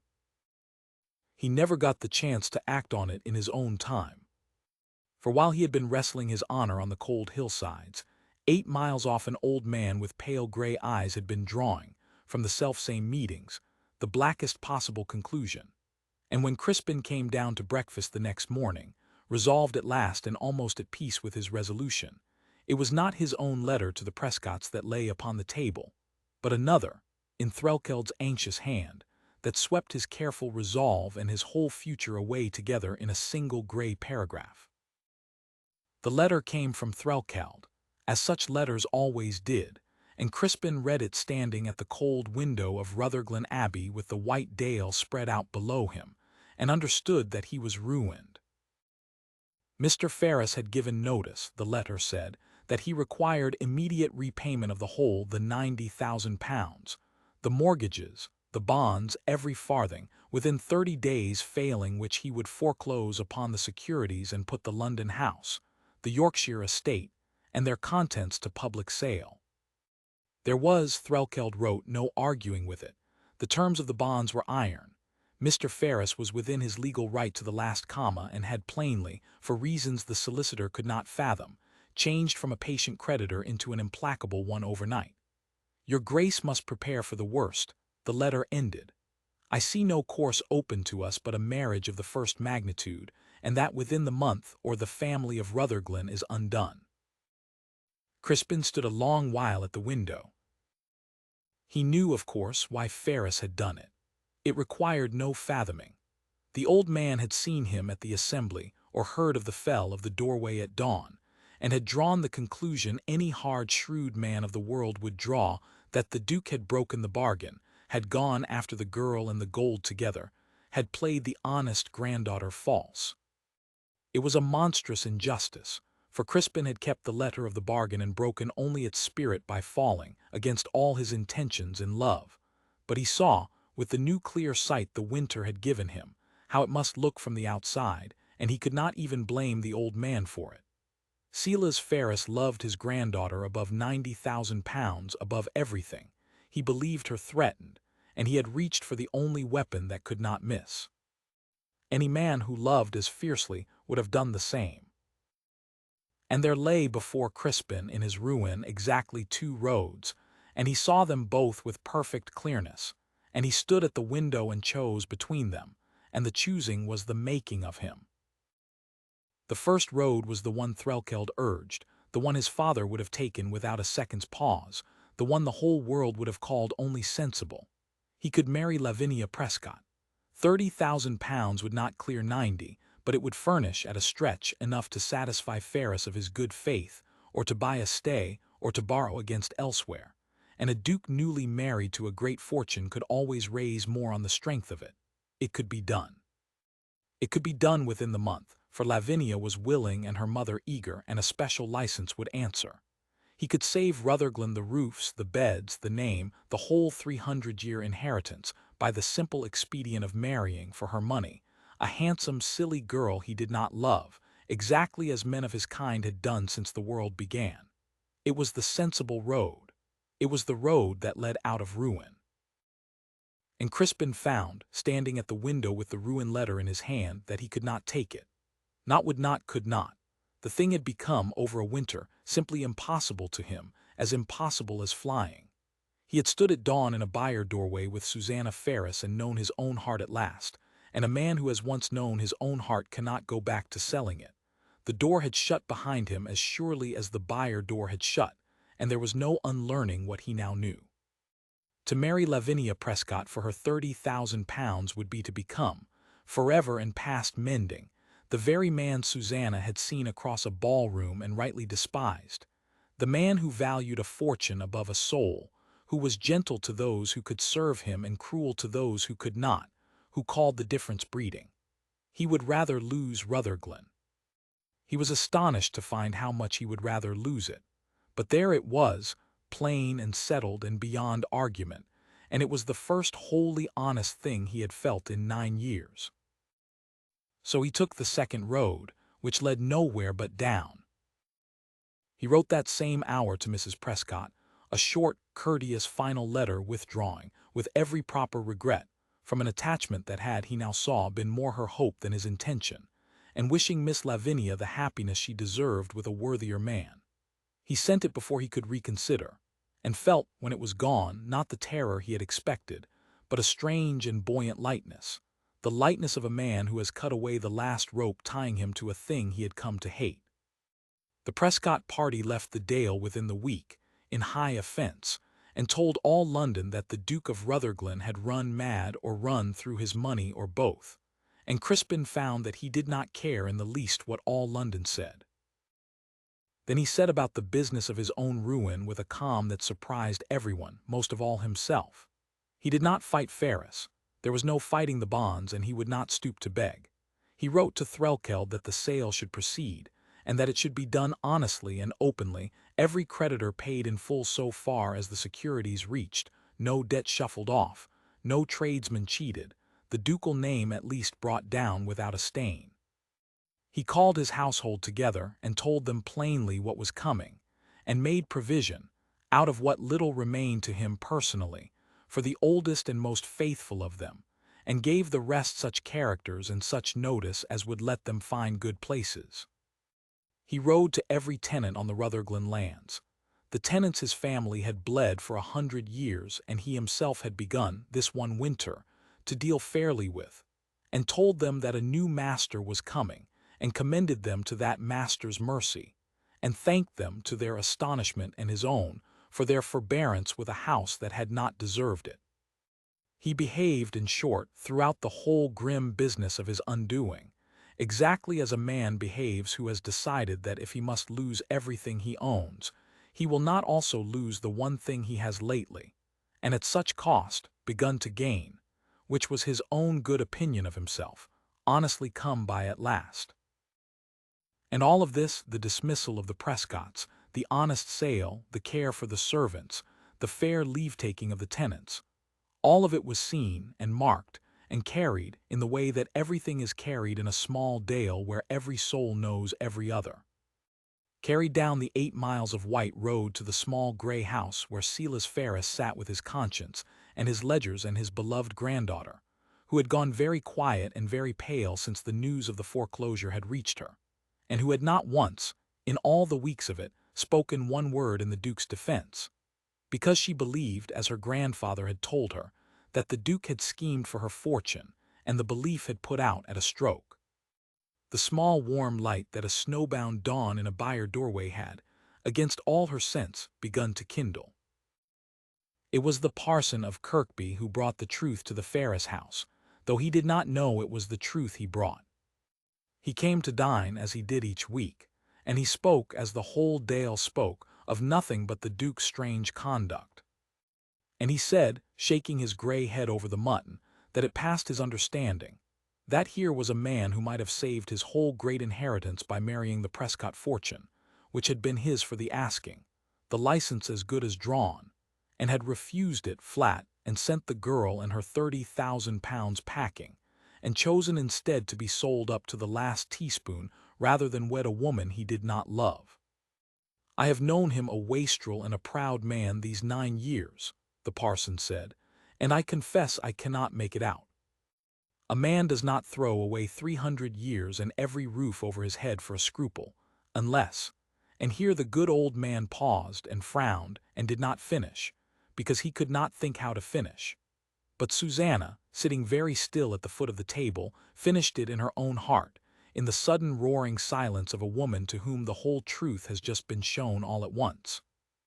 And she set down her fork, and looked at her grandfather down the length of the table, and her face had gone white as the snow on the tops. "Grandfather," she said, in a voice that was not quite steady, "what have we done?"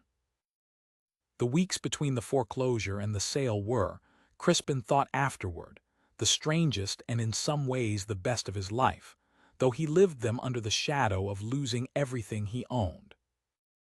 He had expected to be crushed by them. He was not. He rose each morning in a house that was being dismantled around him, and he set himself doggedly and without self-pity to the business of leaving it well, and he found, as the work went on, that a man stripped of his consequence is not diminished by it half so much as he had always feared, and is in some ways freed. There was no longer anything to protect. The armor of pride he had worn so long had nothing left to guard, and so he set it down, and discovered underneath it the second man Susanna had spoken of on a dark moor road, the man who turned his horse in the rain and found that he liked him better than the first, and meant to keep him, sale or no sale. He said his farewells slowly, and he made himself do each one properly, however it cost him. He went to old Marston, who had been his father's valet and his own, 40 years in the family service, too old now for any new place. And he sat the old man down and told him plainly what was coming, and then he told him that he had set aside, out of his own untouchable little competence, a small annuity that would keep Marston and his wife in modest comfort to the end of their days, in a cottage of their own, the one thing he had troubled to secure before all else. And the old man, who had dressed a duke every morning of his working life and never once been thanked, broke down and wept. And Crispin held his valet's shoulder and was not ashamed, and understood that he had done, in his ruin, one wholly good thing that he would never in his glory have thought to do at all. He rode to the Rutherglen tenants, farm by farm, over the hard January roads. He had begun, that one strange winter, to know them, their names, their children, their troubles, the state of their land, and he found now that the knowing had changed everything, that he could not leave them as an abstraction, a line in a rentroll passed to a new owner, but must take his leave of them as of neighbors. He sat in their kitchens and drank their small beer and told them the truth, that a new master was coming, that he did not know who, that he had done what he could in the papers to secure their tenancies and their fair usage, and that he was sorry. The word came hard from a duke, and he made himself say it anyway, sorry for the 100 years his family had taken from them and given back nothing, and glad at the last to have had one winter in which to begin to make it right, even if the making was to be finished now by other hands. And the tenants, who had feared and disliked the house of Rutherglen for 3 generations, looked at this changed and humbled man in their kitchens and did not know what to make of him, and more than one of them, seeing him to the door, gripped his hand hard and said roughly that it was a black shame, and that the Dale would be the poorer for his going, whoever came after. And Crispin carried those rough words home through the cold like a warmth against his chest, worth more to him than any compliment he had ever received in a ballroom. The Kirkby parson came to see him in the last week, and found him in the stripped library sorting the few books that were his own to keep. "I could not let it pass," the old man said, standing awkwardly among the packing cases, "without telling your grace that I have watched this whole business with admiration, is the only word, and I did not think, God forgive me, that it was a word I should ever use of the Duke of Rutherglen, and I am ashamed of the misjudging. You have borne a ruin, sir, more gracefully than most men bear a triumph." You have thought of your servants and your tenants before yourself, and dealt fair with every creditor, and never once whined nor blamed nor grasped at the easy way out that was fairly held open to you. I have buried better-born men than you who never in their whole lives did a thing so hard so well. I do not know what has wrought the change in you this winter, though I have my notion, for I have eyes, and I have watched a certain young woman these many years, but I know a mended soul when I see one, and I see one, and I wished you to hear it from someone before you go. Crispin was quiet a moment, holding a book he did not see. You have your notion, he said at last, and your notion is right, and it does not matter now, for it is finished, and she believes, she has cause to believe, that I schemed for her fortune, and I will not go to her to argue it, because there is no way to argue it that does not sound like exactly the scheming she suspects. So it ends here, parson, with the sale, and I will take my mended soul, which is the only thing in this house the auctioneer cannot number, and I will go somewhere small and unknown and begin again as a poor man, and I will try to be, wherever I land, the man this winter has taught me to be. It is more than I had a year ago. I had 3 houses and a great name, and I was the poorest creature in England, and I did not know it. I have lost the houses, and I have found this. I will not pretend the bargain does not grieve me, but I will not pretend, either, that I would go back. The parson looked at him a long moment, and then he did an unexpected thing. He took the Duke's hand in both of his and pressed it and said only, "God keep you, my son," in the voice a man uses to one of his own flock, and he went away and left Crispin standing among the packing cases in the gray winter light, more moved than he had been by anything in years. And so the last days ran out, and the great house emptied, and the auctioneer's bills went up on the church door, and the market cross announcing the sale of the whole Rutherglen estate and its contents for the satisfaction of debts. And Crispin walked his cold, stripped rooms in the evenings and made his peace with it, and thought of Susanna Ferris 100 times a day with a longing that had stopped fighting itself because there was nothing left to fight for, and prepared himself, quietly and without bitterness, to lose the last of everything he had ever been, not knowing that 8 miles off, in a small gray house, a white-faced young woman had just laid down her fork at her grandfather's table and asked, into a roaring silence, what the 2 of them had done, and that the answer to her question was, even then, ordering its plain traveling carriage for the road to Rutherglen, to try, at the 11th hour, to undo what could not be undone, and to discover, instead, exactly what manner of man the Duke of Rutherglen had become. The sale was set for the first week of Lent, and by the last day of February the great house of Rutherglen had already begun to die around him. Crispin walked its cold rooms in the gray light of that final week and found them stripped and echoing, the pictures down and crated, the plate counted and sealed, the great chambers where his fathers had feasted and gamed and ruined themselves standing empty to the rafters, waiting for the auctioneer's men. He felt, walking through it, not the grief he had braced for, but a queer light-headed calm, the calm of a man who has at last set down a burden he had carried so long he had taken it for part of himself. He would keep nothing. He had a little money of his own, settled beyond the reach of the bonds, enough to take a small house somewhere and live plainly, and begin again as an ordinary man with an extraordinary name and no fortune to spoil it. He found, to his surprise, that the prospect did not appall him. He had been a magnificent slave for 9 years. He would rather be a free poor man. Susanna Ferris had taught him that without ever meaning to, and he thought of her 100 times a day. With a longing he had stopped fighting because there was no longer any purpose in it, for he had lost her, along with everything else, on the day her grandfather concluded he was a scoundrel. And there was no undoing that. And he did not blame the old man, and he did not blame her. And he only loved her, quietly and hopelessly, the way one loves a country one has been exiled from. It was on the 3rd of March, 3 days before the sale, that a plain traveling carriage came up the long neglected drive of Rutherglen Abbey, and Silas Ferris got down from it, alone, and asked to see the Duke. Crispin received him in the one room still furnished, the small estate office where he had spent the winter learning to mend what he was now to lose, and the 2 men faced each other across the bare table, the ruined Duke and the man who had ruined him, and for a moment neither spoke. The old banker looked, Crispin thought, older than he had in the counting-house, grayer, and less certain, the granite of him worn down at last by something. "I'll not sit," Silas Ferris said at last.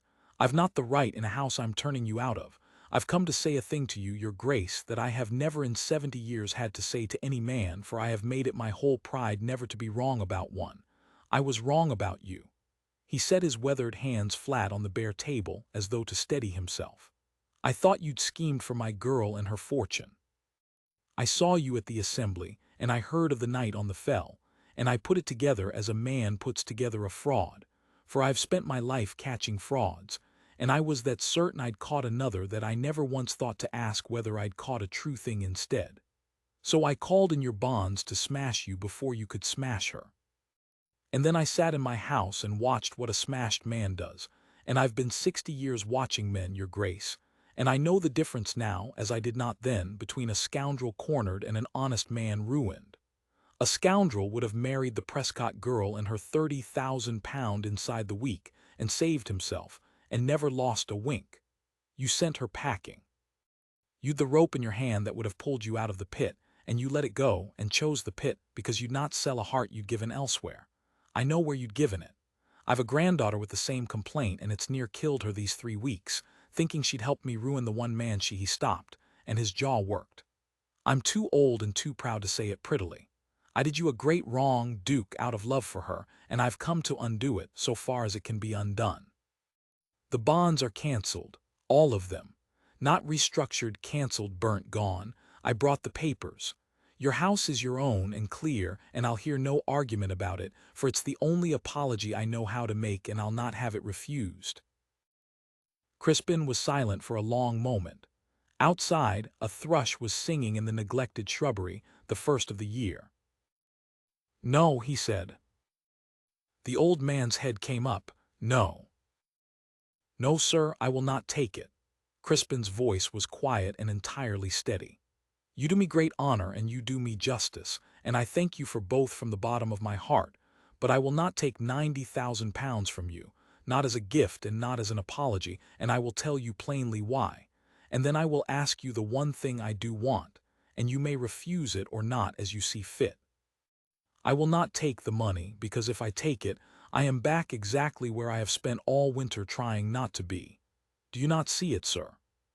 If you cancel my debts today, and I go to your granddaughter tomorrow, then I am forever and past all proving the man who married the Ferris fortune, the beggared duke who was let off £90,000 and took the heiress in the same month, and every soul in England will say so. And worse, she will never in her heart of hearts be wholly certain it was not so, and neither, God help me, will I you would be giving me my house and taking my honor in the same breath and taking hers along with it.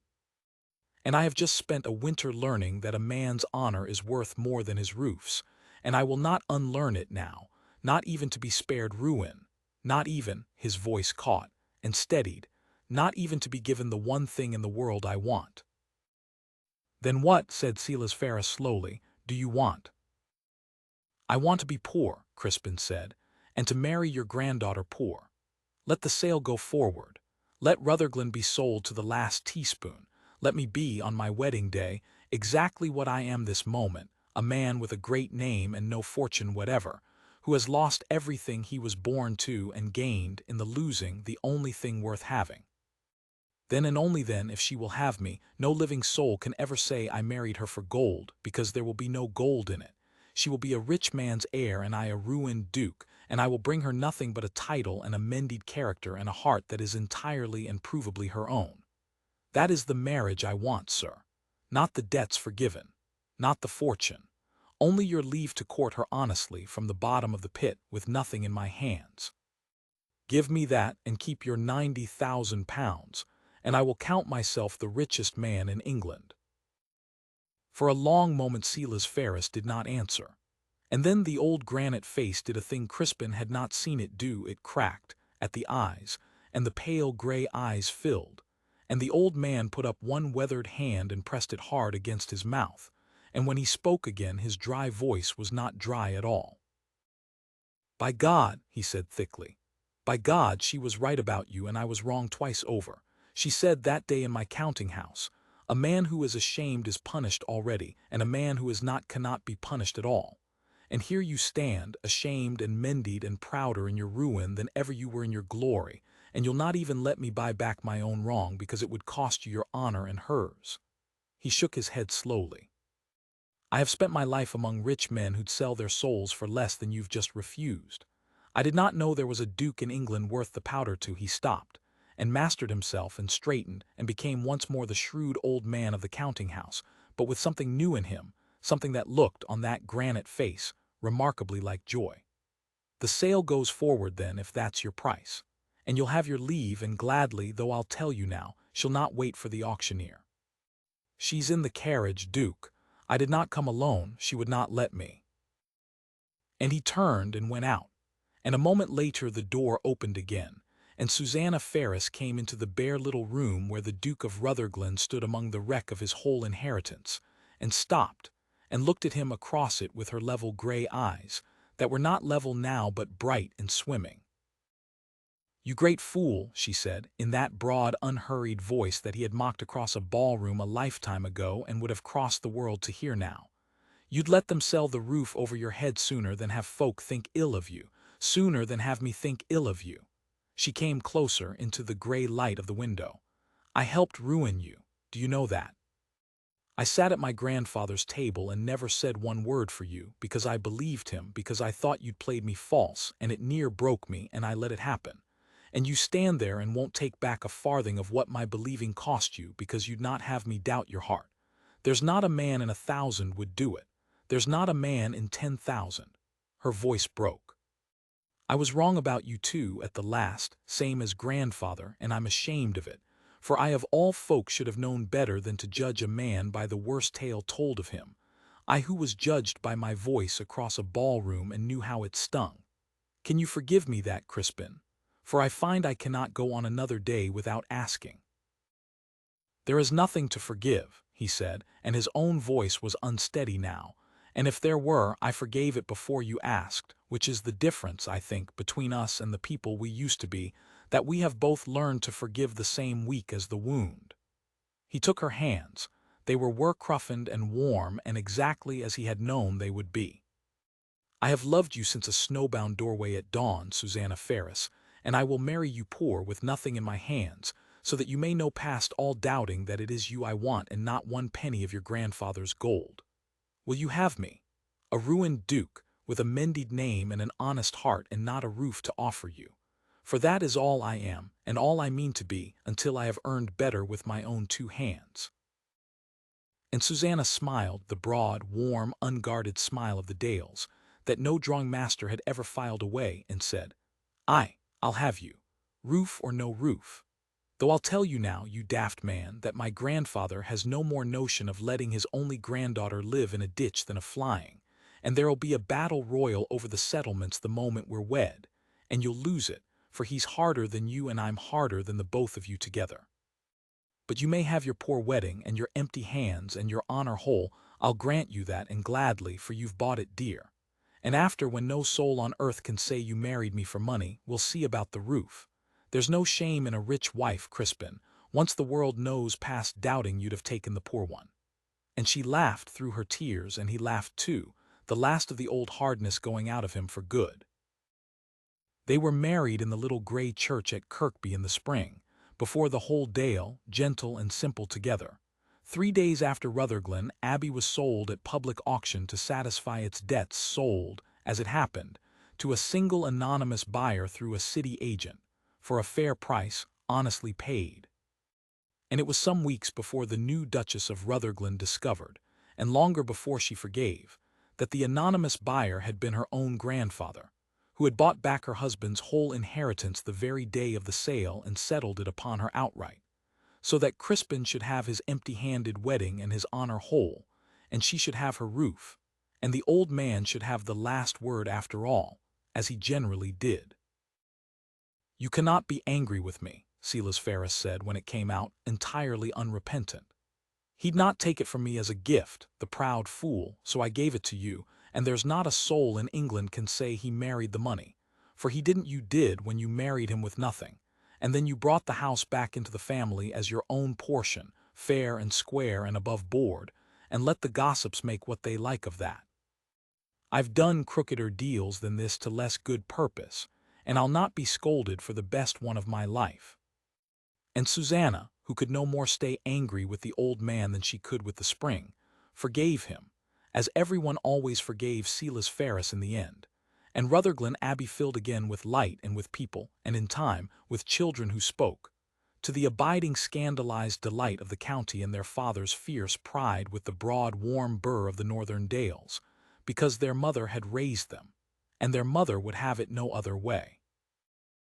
Crispin, Duke of Rutherglen, grew old on honest ground, a poorer duke in his own reckoning and a far richer man, and he never once, to the end of his long life, forgot the lesson a plain woman in a gray gown had taught him across a glittering ballroom, that a man's worth is not in the smoothness of his speech nor the height of his blood, but in the plain fairness of his dealing. And that the day he had thought the lowest of his life, when he sat in a counting-house and was shown his whole small soul by a girl with a tea-tray, had been in truth the first day of the only life worth having. He had laughed at her voice once before a whole room because it cost him nothing. He spent the rest of his days making it his whole delight to hear it, and he counted the debt he owed her the true debt, the one no bank could hold and no sale discharge, the sweetest and the dearest he had ever been unable and unwilling to repay.